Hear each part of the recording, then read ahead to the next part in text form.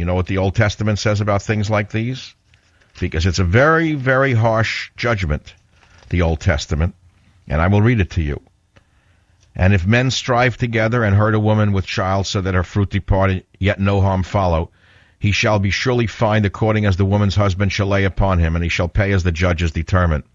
But if any harm follow, then thou shalt give life for life, eye for eye, tooth for tooth, hand for hand, foot for foot, burning for burning, wound for wound, stripe for stripe. If you wanted to know where the phrase an eye for an eye and a tooth for a tooth comes from, as usual, it comes from the Great Hebrew Bible. This is from Exodus number 22, an eye for an eye and a tooth for a tooth.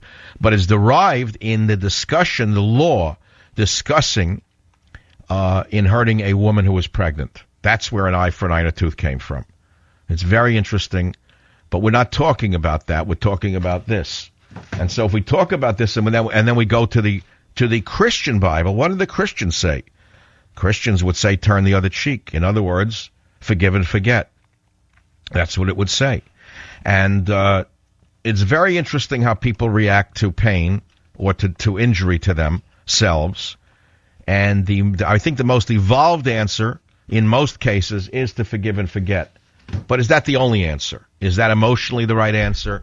Is it the right answer for everyone? Or is there a part of us that is still quite primitive that would like to seek vengeance or justice? We can't, of course, seek it at our own through our own hands. You know, you go back in years in this country. You take a movie like The Godfather, written by Mario Puzo, one of the most unrecognized great novelists of our time, who wrote the Godfather books. He was sort of like the Maupassant of our time, but you know you don't know that. But he was an amazing storyteller.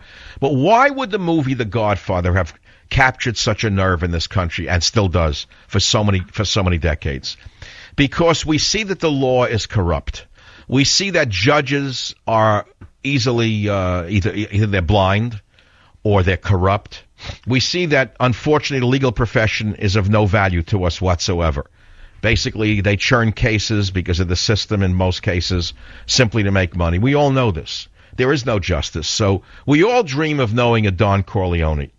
All of us have dreamed of having some powerful but just mafia-like figure in our life who, after the courts screw us, we go to the Don Corleone and we get an audience with him at his daughter's wedding, and we say, Don, here is what happened to me. Here's what I want you to do. And Don, in his wisdom, like Solomon himself, says, no, we will not hurt that man in the way you want him to be hurt, but we're going to do, and he calls in Fat Clemenza, and Fat Clemenza says, get me some reliable people, good people who won't go too far. Like there's really such a person like that.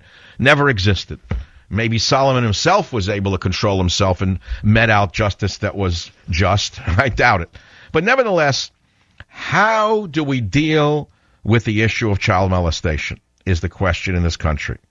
And that's an answer that I have no answer for you. But I think that the callers, in part, are answering the question by telling us that forgiveness seems to be the healing. Hatred seems to be the death of them. I'd like to hear more about it if you were molested as a child now. I'd like to hear the story, and I'd like to hear especially how you have dealt with it. And most interest to me, maybe the other listeners, is did it affect your life? Did it affect your life, and how? How did this pain, this injury to you affect you?